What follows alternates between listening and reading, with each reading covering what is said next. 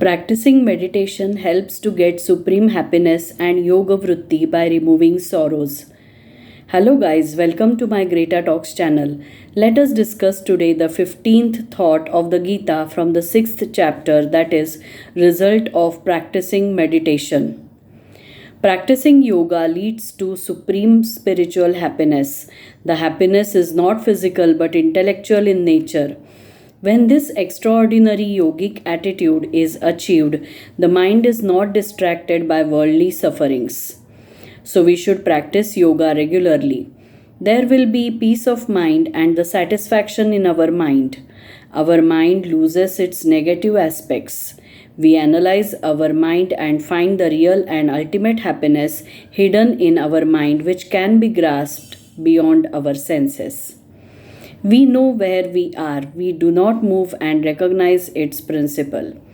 We become supreme, understandable only by intelligence, face experiences, and where, when reached, we do not move from the essence, do not have downfall. When we obtain it, we consider it to be another gain. We accept it and we are unaffected by harsh conditions. We do not get disturbed by the pain. We get separated from the union of pain and suffering. We should practice yoga with determination and with an undisturbed mind. We should have that state of mind which is free from the attainment of suffering with an unwavering mind and determination. So friends, the question arises is, how should be our behavior? Everyone goes through mental suffering from time to time. Practice of meditation is significant to maintain peace of mind and balance at such a time. Any practice done with concentration is useful for this purpose, like worship, chanting the name of God, introspection of good thoughts, singing the praise of God, etc., can be used to develop peace of mind. A practice of yoga will be of great benefit to us to keep the mind calm and balanced in today's hectic life. So friends, let us have a look at the story of Sia's grandfather. Sia's grandfather was living in the village near the seashore. The village had to face severe storm, resulting in total confused situation in the villagers. Everyone was worried to save their lives and property. There was a chaotic situation everywhere. Sia's grandfather was an embodiment of peacefulness in the middle of the whirling cyclone of the test which life had offered. He glowed like a guiding light in the storm.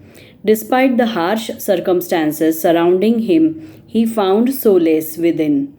His journey to peace was not one of avoidance of the calamity but of acceptance. He welcomed the commotion as part of the nature and found strength in relieving the victims. He helped the victims whose lives were at stake and people who suffered financial losses due to severe storm.